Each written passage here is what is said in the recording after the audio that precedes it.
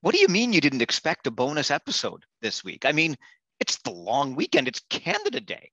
What else would you want to do on the Canada Day long weekend other than listen to a podcast about hockey, specifically junior hockey, even more specifically, OHL Stories, the podcast? Of course, there is some method to the madness this week. There has been some really big news in the front offices and behind the bench of one of the proudest franchises in the entire Canadian Hockey League, as the Kitchener Rangers announced their 24th head coach in franchise history. And the Memorial Cup has just finished, where the Ontario Hockey League's Hamilton Bulldogs finished runner-up. So what you're going to get in this episode, some insight from the new head coach of the Kitchener Rangers. And I think you're going to like the way that he sounds, not just if you're a Kitchener Rangers fan, although there's reason for optimism there with this fresh young face being brought in to lead the franchise into its 60th season, but just philosophically, Chris Dennis has a really interesting outlook on life and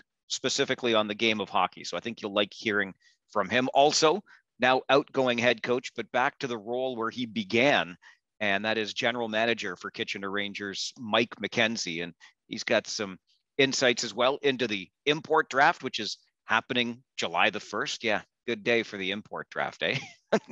Junior hockey general managers will be working on Canada Day just to make their import draft selections, but also his time as a head coach, how he enjoyed it, and which role perhaps he enjoys more. It's a tough role, having the dual portfolio. There's a reason so few are doing it. So you'll hear Mike McKenzie's insights on that in this podcast as well. Not going to dwell long here as I'm doing a solo intro, but just did want to touch on the Memorial Cup. Obviously, the questions are being asked again, and I think they're the right questions to ask. A home team, the automatic berth for the St. John Sea Dogs, and this year's Memorial Cup goes the same way as the 2017 Memorial Cup. That's when the Windsor Spitfires won as hosts, despite having been ousted in the first round of that playoff year. They had more than 40 days off.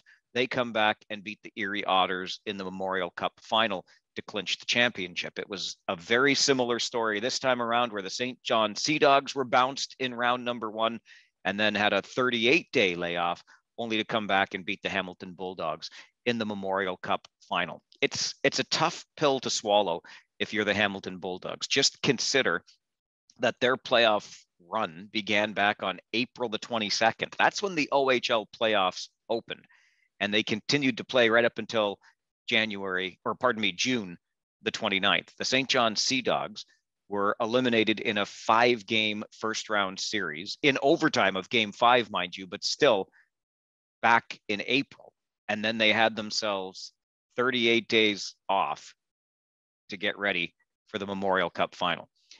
They won 2 playoff games in the Quebec Major Junior Hockey League this playoff season. The Hamilton Bulldogs, en route to the OHL Championship, won 16.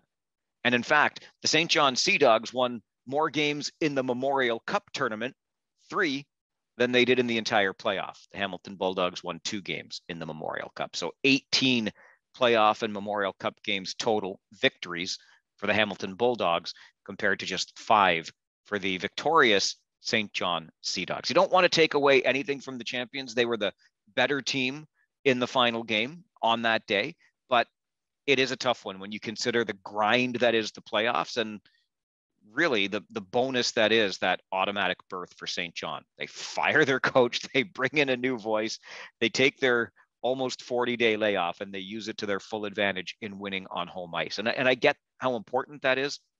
Obviously, there is revenue to be considered here, and you want to have fans in the seats in order to take in that championship and be excited about the Memorial Cup in general. And if there's not a home team, some of that interest may wane a little bit. And we know how much it costs to host one of these national junior hockey championships. You want to make that money back, or as much of it as you can. And without a home team in the tournament, that's a pretty tall order. But maybe that just speaks to what the leagues, plural, across the Canadian Hockey League have to do. We have to generate more interest in this game, market the game better, and have fans that are passionate and passionately interested, even if there's not a home team playing in that tournament or in that final. A couple of ideas that got bandied around. Terry Doyle, who covers the OHL's Sarnia Sting and was in St. John for the Memorial Cup, said talk around the tournament this year was that maybe a good idea would be to push back the Memorial Cup by 10 to 14 days, allowing those league champions to have a bit more of a break before entering the Memorial Cup round robin.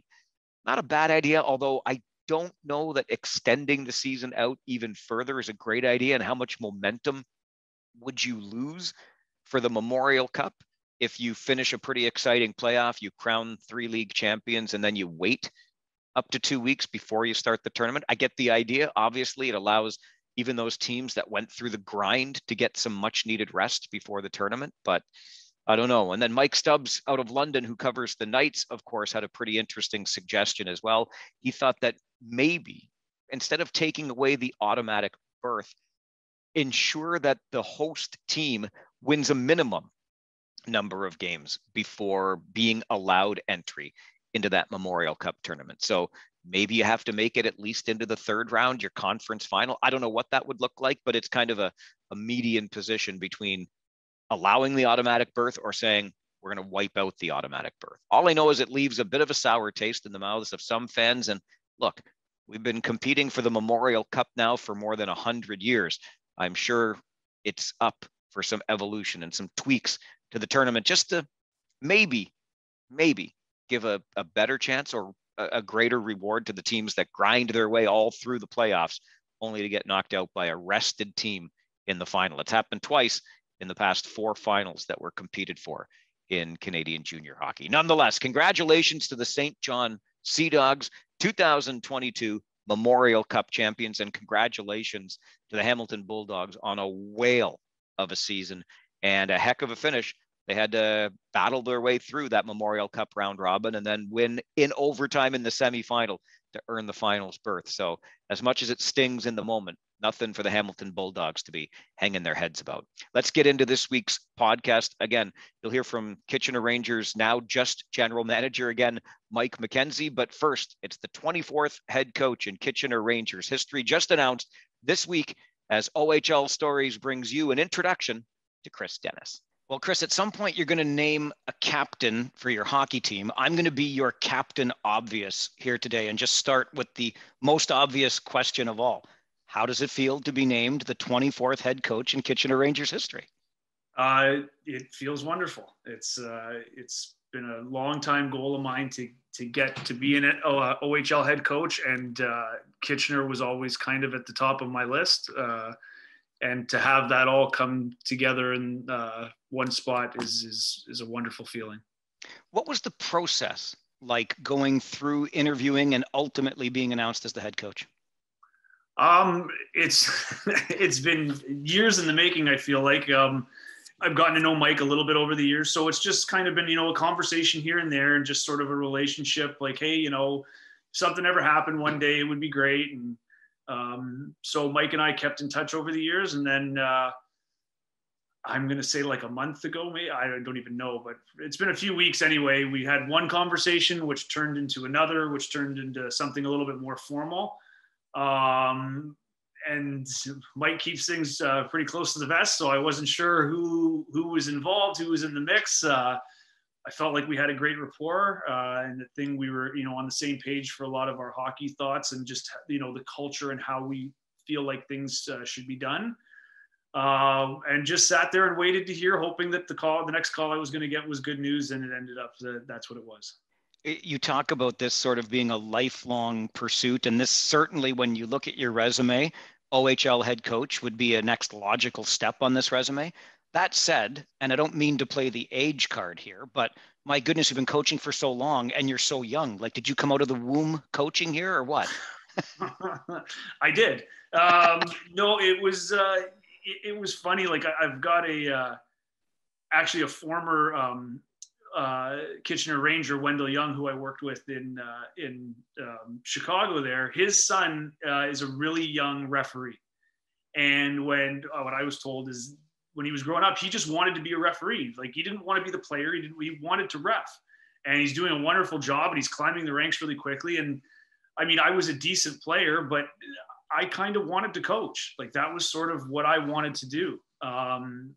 And so that's kind of the path that I took. And luckily it led me here.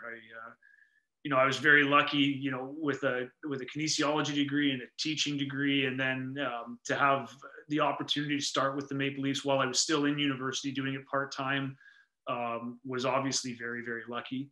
And then to get in there and, when you start working in the NHL full-time at 25 years old, you get a lot of experience and you learn a lot of things really quickly. So it's been a lifelong kind of journey to the Kitchener Rangers, but it's one that I'd kind of prepared for and hoped for and really worked for. Okay, we're going to come back to that teaching thing in a moment, but if you're going to drop the name Dependable Wendell Young on this podcast, you're going to endear yourself to Rangers fans for sure. Yeah, well, he was a good friend, and he was actually really great to me when I was in Chicago. Dinners at his house, taking care of my family when they were in town. He's a wonderful guy. It's fantastic. When you talked about that experience with Toronto, Chris, obviously you've been in contact with and have worked with a number of big names in coaching: Quinn, Carlyle, Maurice, etc. Is there one or more that left such an impression on you that maybe you take some of their style into your own head coaching style? I can't say that there's one. I can honestly say it was all of them. I'd like to think that there's a little bit of all of them in my style. They all just bring such different great qualities to the table that, with Pat, he was the first coach I worked for. And again, I was so young and so not again, everybody in Canada, I think if you grew up playing the game, thinks they know hockey. And then you get in an NHL dressing room and you're like, I don't even know what he's talking about right now. So I wish I was a little bit older and wiser when I got to work with Pat to really get some of his kind of knowledge ingrained in me. But, the biggest takeaway I had from him was just how he treated people. And I'm like, if Pat Quinn can treat everybody like that, so can I. So again, but then to work with Paul and to work with Ron Wilson and Randy and it's not just the head coaches, but the list of assistant coaches that I was lucky enough to work with who have either gone on to be NHL head coaches or American League head coaches or junior head coaches. I was just so blessed to have that experience with all of them and just take something small from everybody, some bigger than others, and to be able to, use that and then to get the opportunity at York after having all of that experience and all those people's thoughts and, be able to take it at a place where the spotlight wasn't so big and I could get all these ideas and find my voice as a head coach, not just as an assistant or a video coach. I was extremely lucky with that. So all of those guys that I've gotten to work with over the years, I've taken, I think it's something small from all of them, and some people I've taken a lot from. University and junior hockey, obviously different than the pros. You're working with a different age group and a group that aspires to be at that pro level. So what does your voice as a head coach sound like? What can we expect from a Chris Dennis coached team? You can expect compete. You can expect compete, and you can hopefully see a team that has a plan. Those are two things that I kind of pride myself on. You should see a cohesive group on that ice and a team that's working as hard as they can, game in and game out. Those are the kind of things that I pride myself on as a coach. You want to let the skill level take over where it can, but I believe that your skill and your hockey sense will take over if you're in the right spot and you're doing the right things with the right frame of mind. So that's kind of where I want to get our players to, and then let their ability take over. Like, these are elite athletes that have something to offer. So let's get you to the right spots. Let's get you there with the right purpose, and then let your ability take over. We talked about those guys you worked with at pro level, Chris, but even last year as an assistant in Barrie, you're with a guy like Marty Williamson, who in his own right got a pretty good pedigree in this game at this level. What'd you learn from Marty? I can't say enough good things about Marty Williamson. First of all, he was so generous to me in the opportunity that he gave me. I just learned, like, there is a way to handle these athletes, these younger junior players, and I just think Marty does it so well. His feel for a room, his feel for these players and what they need in the right time. I was lucky enough. And again, he was gracious enough we shared an office. I was in it every day with him, never asked to leave, to step out so he could talk to it. He let me see everything. And I was really lucky to watch him work and to just get his feel for it. Like, he has such a great feel for the game and for the team and for when things are needed. I will be forever grateful for that experience. I'm just thinking back on that time that you're in Toronto in your mid-20s, and you talk about, people in this country might grow up thinking they know the game of hockey. I'm thinking about being 25 years old and being at Scotiabank Arena. I mean, did you ever have like an oh bleep moment? Look where I am and look what I'm doing. Only when I messed up. Yes, I did. I think, again, you're very lucky to be in the NHL. So I'm not saying this from like a bragging point, but my first road trip ever with the Leafs, I was actually still doing it part-time. And it was in the playoffs. I got to go to Ottawa for 2 playoff games, and I got to get on the team plane. And they charter planes with Air Canada. So Air Canada at the time was flying U2 around the world in their tour. So I pull into the airport and I'm getting on the plane and I'm super nervous to begin with. And then I'm looking, and I'm like, we're walking on, and the whole thing is like U2 logoed on the side of the plane. I'm like, I'm traveling with the Toronto Maple Leafs and walking onto U2's plane right now. Like, what is going on? So there were a lot of moments where I was just taken aback and so lucky to have those opportunities. Chris, that reminds me of just a few years ago when it was Rangers Sioux in the West Final, and we were flying back and forth. And so we went to pick up our charter at the small little airstrip not far from Pearson. And the Raptors were in the playoffs at the time. And their plane, I think, was just coming in. Either way, so we're walking out to the plane. And I mean, there's the Raptors plane over there. And then here's our little plane. Far different charters, obviously, but it gave us that sense of, hey, look, we're big wheeling here. Well, anytime you're with a team and they're chartering a plane and you're getting to go and compete in the sport, you've made it. You should be proud, whatever that plane looks like. So, there are those moments that we're lucky to have where you're kind of, hopefully you do sit back and take that second to go, this is pretty cool. What was that plane ride like for you? I remember my first time getting on the bus with the Kitchener Rangers, and it's just kind of, head down, keep to yourself, take your seat, mind your own business. What was it like on the plane? It was exactly that. It was head down.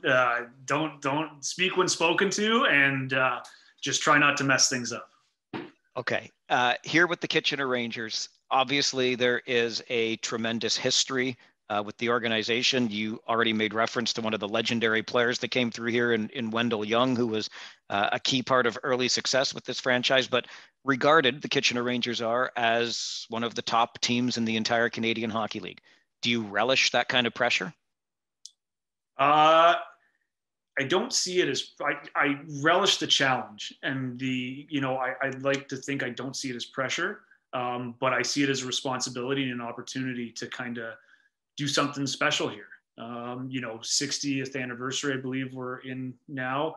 I got a taste of it with my time in Toronto, again, not being the boss, but watching a lot of head coaches and general managers work under that spotlight and under that demanding fan base. And I think all of them looked at it as a challenge that they were willing to take on and wanted to do well. And I look at this the same way.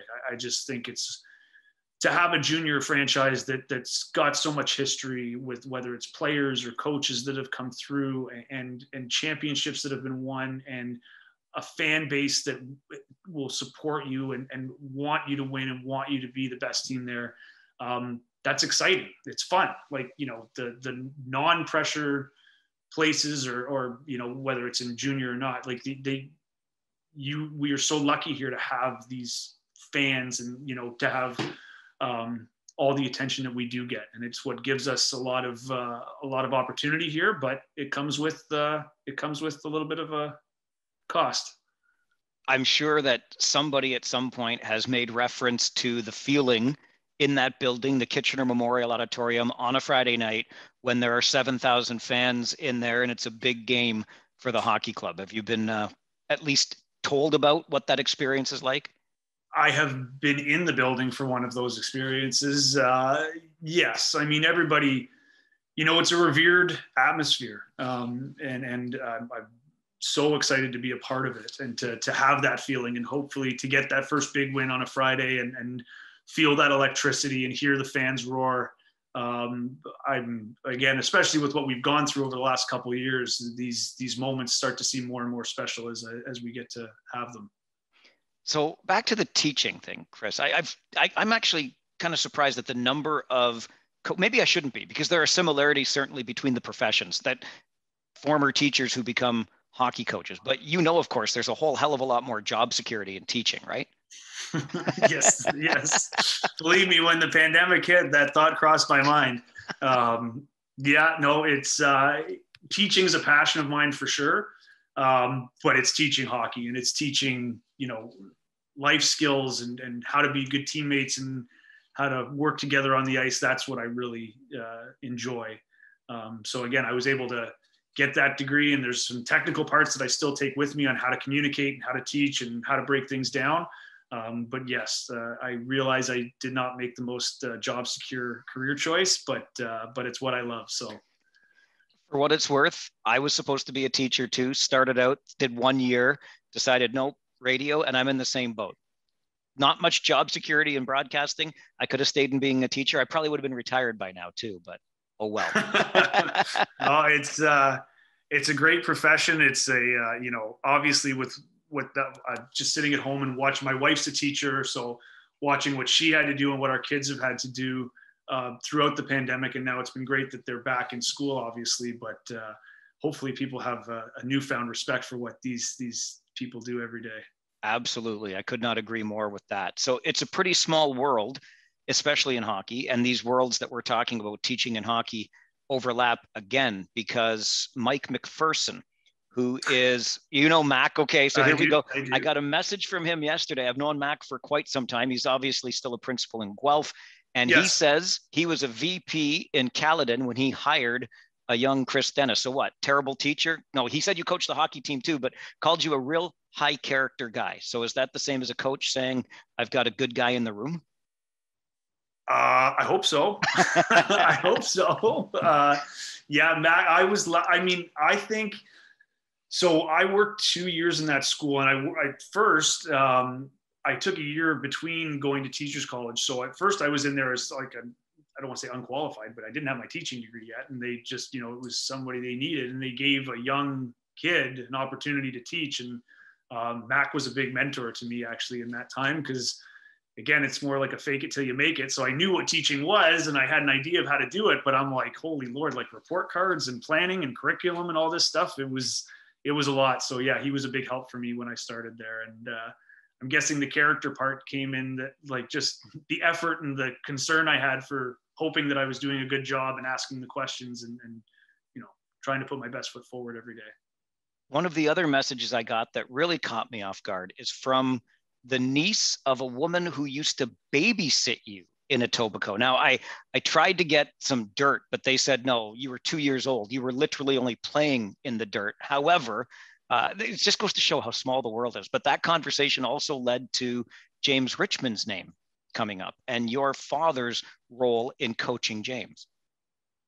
Well, now you're teaching me something that I don't know. Okay, because I wasn't. Maybe there's another Paul Dennis then. I'm sure there is, but I don't know. I don't know that history. So you're teaching me stuff I didn't know about my dad coaching James Richmond. I can't imagine. My dad's for sure older than him, but that's the first I've heard of this. So you taught me something today. Well, listen, the grapevine can sometimes be inaccurate. I should have asked for the aunt's name in Etobicoke, but her niece sent me a message today, said, my aunt used to babysit Chris Dennis. So there you go. The small world continues. It follows you all the way here to Kitchener. You can't hide, Chris. You cannot hide in the hockey world. You might want to, the first time there is like a 2 or 3 heaven forbid, even a 4-game losing streak. The fans can get restless sometimes in Rangers Nation. Everybody keeps talking about these losing streaks that we haven't had yet. I'd like to focus on, if somebody can bring up a winning streak and how happy the fans are then, I'd like to talk about that. When it comes to your coaching staff, do we anticipate it staying the same to start the season, or do you have guys you might like to bring in? No, we anticipate it staying the same. Again, happy to work with and learn from the guys that have been here that have experience. Again, I'm the new guy, so looking forward to working with this staff.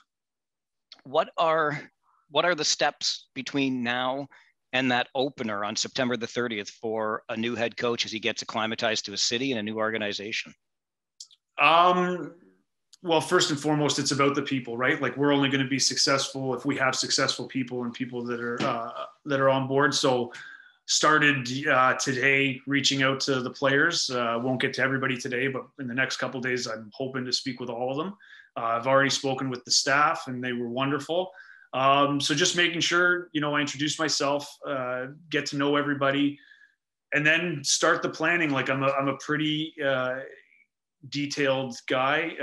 I don't like surprises. So, going through with Mike McKenzie and Michael Zolt and the coaching staff, we'll hopefully get most of the year kind of planned out in a template. Things are always subject to change, but I don't like too many changes. So, the next few weeks, getting to know everybody, finding out what people's strengths are, where we can get better, where we're already great and we need to keep doing that. It'll be an information gathering and then just kind of a planning. So once training camp hits, we are sound and solid and ready to go. Having gone through the coaching experiences you've already gone through, Chris, what continues to motivate you in the game? What gets you out of bed in the morning? The people you get to work with every day, to be honest with you. I feel so blessed to have this as my job. Not just the Kitchener Rangers, but like the coaching as a job. Not too many people get to do this. So I just love going to the rink in the morning and knowing that we're working towards something. And if it's a game day, I get a chance to win something today, win or lose. We're going to compete today. And there's nothing better than winning a hockey game. Then you start talking about winning playoff series. Then you start talking about winning championships. Those are feelings not everybody gets to get for their careers and their jobs. So the fact that we get to do it, whether you're a player, support staff, coach, GM, that gets me out of bed. Just a real appreciation for what I get to do and to be the best at something, to really strive and just look across the ice and go, they're trying to beat me today. They're trying to be better than us. And we're not going to let that happen. And if you do that day, you tip your hat to them and you lick your wounds and go, this is where we need to get better. And then you get to try again. And it's, I just love the game. I love the chess match. I love the challenge. It's fun to me. And then you get to watch people develop. And especially my experience last year in Barrie and with these young guys, to watch them really develop and really take next steps.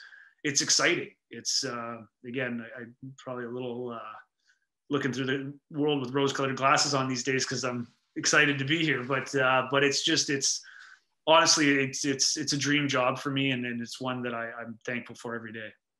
Is it the thrill of victory or the agony of defeat that hits you harder? No. What do you prefer? What do I prefer? Well, no, is it better to win as opposed to is the pain of losing more difficult than the joy of winning is to experience? Yes. Yeah. Yes. Yeah. To me, the winning, and this is, I don't want this to sound wrong, but winning, you have to compete and it's hard to do, but you're kind of supposed to win. That's the expectation. You're trying to win. So when that happens, it's more like mission accomplished. Okay, we did it. I can take a break now. But when you're losing, that wasn't supposed to happen. So that's the hard part, dealing with how you do that and how you get better and how you keep things in perspective. Those are the challenges, obviously, of the job. It's going to fit right in with the mentality here in Kitchener for sure. And I promise you, my intel is usually better. So I got good intel from Mac, but your former babysitter's niece really led me astray here. That could be correct, and I just don't know. Dad. You talk about my dad. I'm very lucky to have him as a father and as a mentor and stuff. But like, I mean, there's another person that you talk about small circles and a wide network. He's been around the game a lot longer than I have. And that's a very real possibility that happened. And it's just one of those names that either I was told and forgot or it never came up. Well, you're kind. If it turns out to be the case, we'll both circle that game against Mississauga on the calendar and we'll bring the story up then. Yeah, that's right. Chris, appreciate your time on this. Thanks very much for joining us. Anytime, Mike. Thanks for having me. So how does it feel, Mike, to be stepping back from behind the bench, back up into the press box from where you started in this league with this team?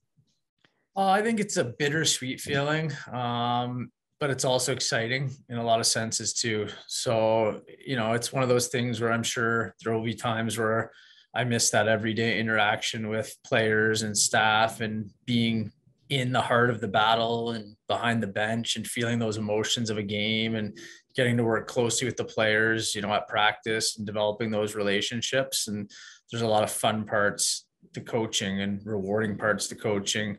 That being said, it is a big time commitment having two jobs. And I'm excited to, let someone else take over and let them take care of a lot of the day-to-day stuff. And I guess the best way to put it is bring in a real coach, someone that can give 100%, not that I wasn't a real coach, but someone that can really give 100% every single day to the players, to the other staff, and their sole focus is coaching. So in one sense, I'm sure I'll miss some of it. It's a little bit bittersweet, but I think in the long run, it's the best move for the organization. It's the best move for me personally, and to get to spend a little bit more time with my kids, and get to do my job as GM as best as I can, to my ability, is important too. So yeah, it's the right time, I think. But again, it's bittersweet, but also exciting at the same time. I can't help but think the way you describe this, and I think the way we look at the game today, the way it has evolved, there's a reason that so few guys are doing both jobs, head coach and GM, right? Because the roles are so specialized and each has such a great impact on the team. Yeah, for sure. I think it's definitely a lot different, even probably when I came into the league. It was just starting to go in that direction where you're just seeing way more elements to a managing job and way more time commitment on the coaching side. And it really is a big time commitment for one job. And it's a lot of responsibility for one job. And I know there's definitely some guys that do it throughout the league, but it's definitely difficult. I think there's times where it pulls you certain ways, and there's a little bit of guilt there where you can't give, a certain side as much attention as you want, whether that's, talking with your scouts on the phone about players, and blowing them off because you got to go up for practice and or deal with something with the players or the coaching staff, or vice versa. If you're planning to watch video with the coaches in the video room and all of a sudden the phone rings and it's an important one and you don't want to miss it. You leave the room and next thing you know, you're back in a half hour and those guys are sitting there going, I thought we were watching video here, and you've gone to take an important phone call on the managerial side. So it's tough. I think it just pulls you in a lot of different directions. And I think, for me personally, I think to be fair to the people around me, I think this will be better on the management side for the people that I work with. And I think it'll be better for the people on the coaching side that I used to work with, to have people on both sides of the spectrum that are 100% invested in that job and doing it every single day without being pulled in different directions. I know that the roles are dramatically different, but I think back on your first year as GM, when you made the moves that helped that team get to the Western Conference Final, Game 7. And then this year, perhaps the highlight of the coaching career would have been the Game 7 win over London in round 1. Is the feeling of pulling off a big trade successfully equal to winning a big game like that? Can you even compare the two? No, I don't think so. They're so different. Whereas one is a long-term, let's wait and see how it goes, type scenario. The other one is an instant bang of satisfaction, of jubilation, of, whatever you want to call it, emotion. Good and bad sometimes. It's not always good. There can be bad losses, and if you're on the wrong end of it, it's the same thing. It's that instant shot of good or bad. So definitely different. Both of them, have their pluses and negatives. I mean, on a coaching side, you can definitely get caught up in those day-to-day emotions and live and die by those highs and those lows, which can be tough sometimes. And on the managerial side, I mean, sometimes you've got a plan in your head and you've got things you're thinking and you've got a vision and you're doing things and you're putting that vision into action, making moves or tweaking things. And the big picture isn't always clear, I think, to the outside world. And it's not everyone has the same perspective that you have. And so that can be a little difficult sometimes, being patient enough to let that develop and unfold. Whereas it's a little bit different, on the coaching side, where, you put a game plan into place, you go out and play the game and you win the game and there's instant gratification. It's a little bit longer term and letting things develop and being patient on the GM side and planting those seeds and letting them kind of grow into trees. So definitely different, but both are rewarding in their own ways, I'd say. Your trajectory in this league, Mike, has always seemed to be leading to the front office and the general manager's role that you had and go back to now with the time behind the bench in between. But you look at that time behind the bench and winning percentage in the 600 range there, it's pretty damned impressive. Did you surprise yourself as a head coach? I don't think you ever want to say you surprised yourself, because I think any coach will tell you that if you're crazy enough to get into this business and want to be a head coach and be the guy in charge, you have to have some level of belief in yourself that you can do the job and, you're going to do a good job. And I don't think it's an arrogance or a cockiness, but it's maybe more of a deeper belief in yourself that, hey, I'm cut out for this. I can do it. I'm going to do it. And so I don't want to say surprise myself, but in a sense, a little bit. I took over midway through a season.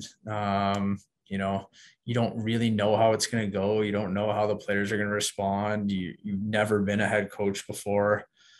You've been an assistant, the ins and outs of coaching and different things like that. But it's a whole other animal when you're the guy back there that's standing in the middle. I've done both jobs now and seen the different mentality it takes or has to be an assistant as opposed to a head coach. And I don't know if it's really something you can describe until you've kind of seen both sides and lived through both sides. But I think it's a whole other level of leadership, a whole other level of being detailed, a whole other level of making sure that you're dialed in and detailed in all areas. Because at the end of the day, when those players step on the ice, they're a reflection on you, whether that's good, bad, or sometimes in the middle. And that can be scary sometimes, but you go home and you put your head on the pillow and you live with the wins and the losses a lot harder, and the highs and lows a lot harder, because you are the guy in charge and it's falling on you. So you just never know how it goes. And yeah, I mean, you mentioned it. We never got to the top of the mountain. While I was coaching, we only had one chance at it, too, with the playoffs being canceled the 1 year. That was unfortunate. I think we had a pretty good hockey team, and who knows what happens. But looking back on it, it's something I'm proud of. And I think our staff can be proud of that, in the 2 years or combination of the 2 years, like you said, it was 600 win percentage, around just slightly below that, I think. And on a team level, that's pretty damn good if you're winning at that rate from year to year. The one playoff we had, we were able to win around as the lower seed, which is a really uncommon thing to do in the OHL that we don't see too often, which was really cool to be a part of and special. And then looking from an individual development standpoint of all the players that have come through in the last, 3 years, but 2 actual hockey seasons with the canceled year. There's a lot of guys that have come through here and gotten better. And that's not just me, that's more so the assistant coaches, and just making sure that we're working with our guys and developing them individually and making them better hockey players and better people when they leave here.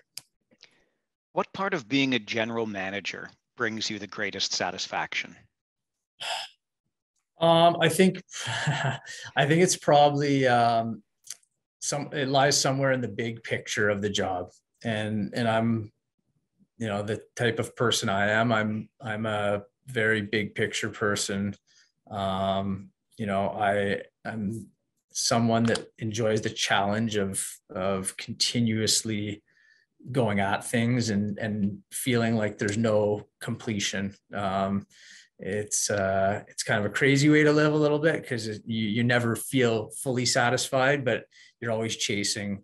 It's that infinite game versus finite game mindset, where it's infinite and you always have something to do. You always can get the team better. You always can improve the team in some way, shape, or form, improve the program. And it's just that feeling like you've never done enough, and you've got stuff to do always, and you can constantly improve. And I really, really enjoy that part of it.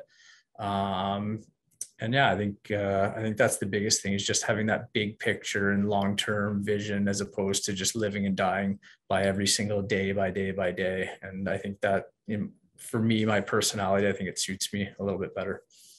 So wearing that GM's hat then, Mike, tell us about Chris Dennis and why he as a head coach is a good fit for this organization.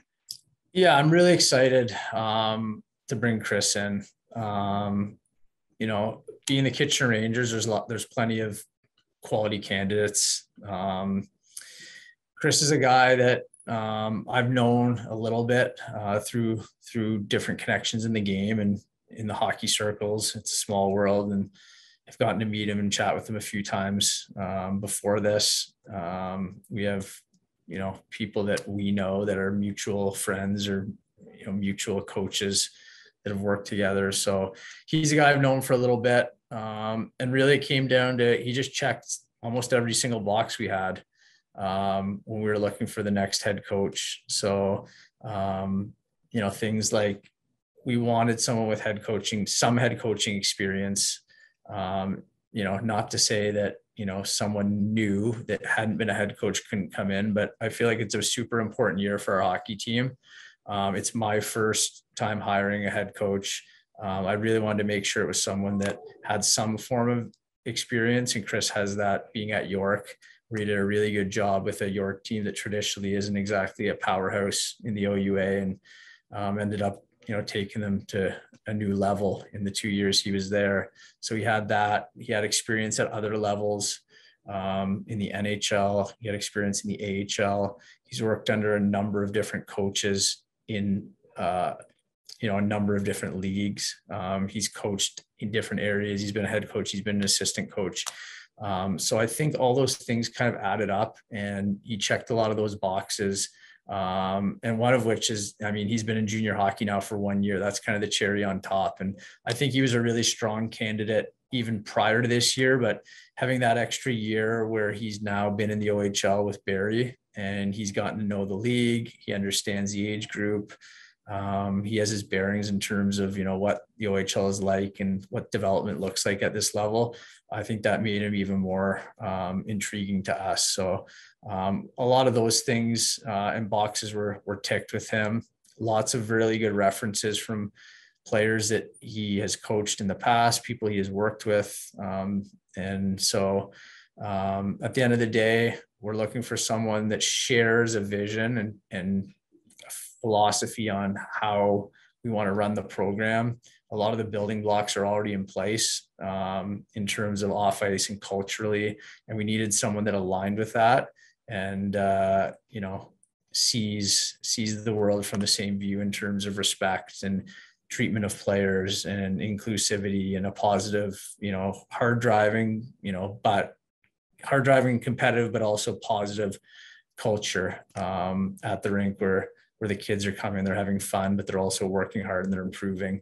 And, in terms of the X's and O's, he's got a very good background in the actual coaching and tactics too. So those are all things that when we sat down with him or we looked at, all the different candidates, those are things that we looked and really valued. And ultimately he was our guy, and we're really excited to get going with him, and I'm excited to start working with him.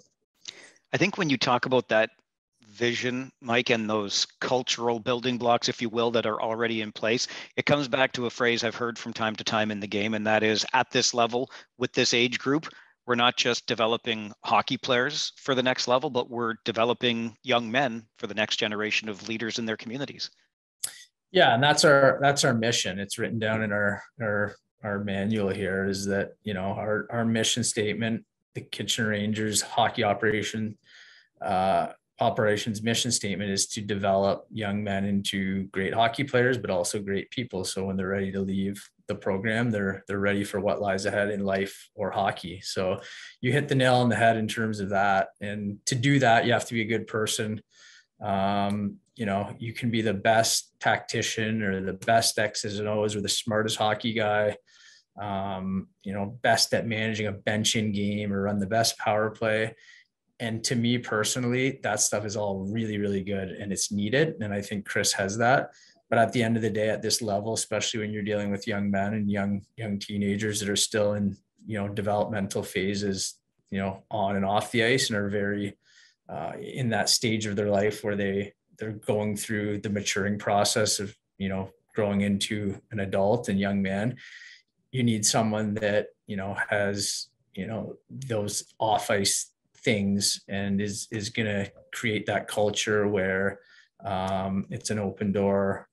There's relationships being built. There's respect level between teammates and staff, and overall, just in general, that it's a very, very positive culture. So these hockey players, you know, can learn some valuable life lessons as well. Because at the end of the day, not all of them are going to play in the NHL and make millions of dollars. And it's our job to make sure the ones that don't also learn something along the way for when they leave off the ice as well. Connected to that, he is in the NHL making lots of money. He just won the ultimate prize. And not to take anything away from Nazem Kadri, a former Ranger, but wasn't here as long as, of course, I'm referring to Gabriel Landeskog, was a captain with the organization. And to see the man that he's become as a captain in the National Hockey League and now capturing that ultimate prize, it's got to be a pretty good feeling throughout the front offices about what was accomplished by the former captain.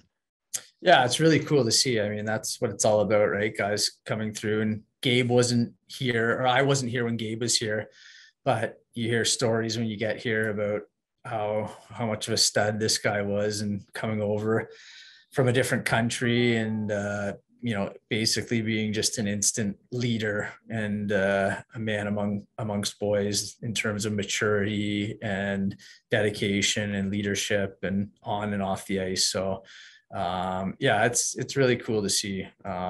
You know, I think he's one of the youngest captains to ever play in the NHL. So his hockey background and resume obviously speaks for itself, and it's cool to see him add a cup to that now.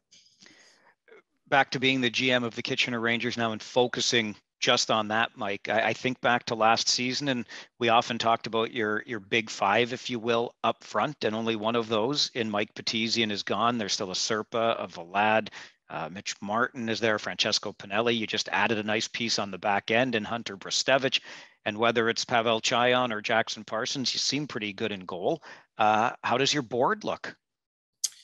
It's full, that's for sure. It looks like a regular season board right now, because if we had to play a game tomorrow, we could man a full lineup and then some. So like you said, we're not losing a ton of players. Basically the 3 OAs, which, you know, those guys aren't easy to replace. But, you know, that being said, we're not losing, you know, 5-6 guys, or, you know,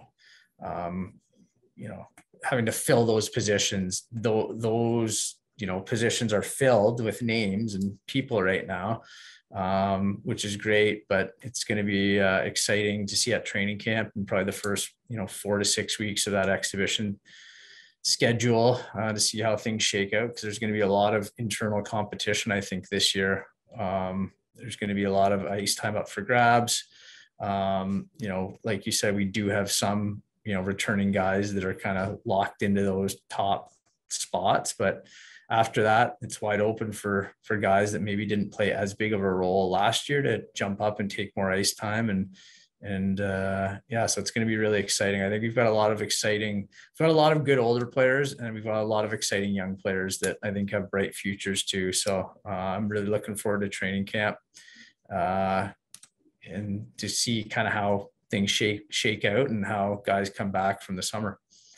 And even before we get there, we're just days away from the import draft. You've got selections 26 and 86 this coming Friday in that import draft. Anything in particular you're looking for or keeping your eyes on?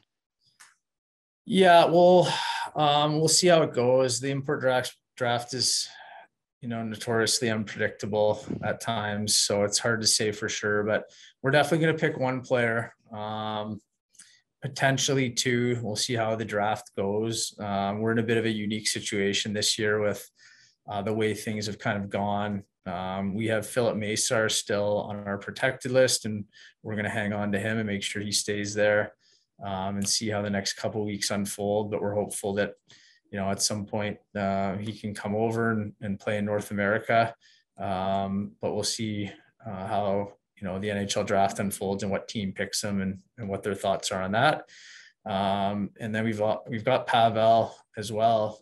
Since he's an OA import, he's able to go onto our OA import list. So, and he's expressed some interest in returning to our team.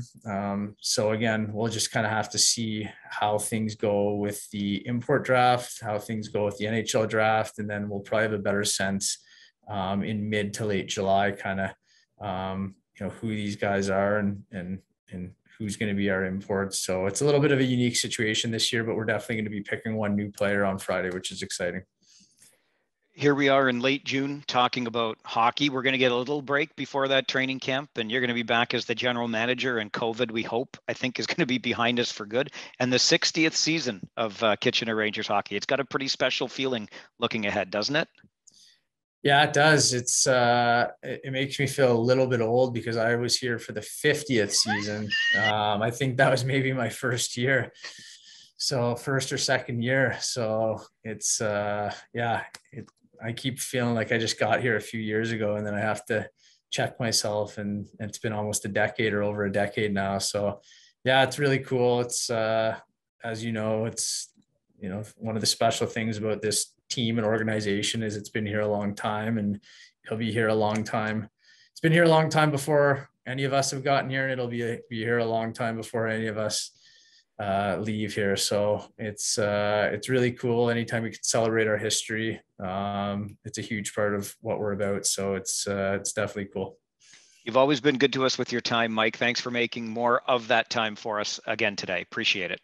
Yeah, no problem, Mike. Thanks.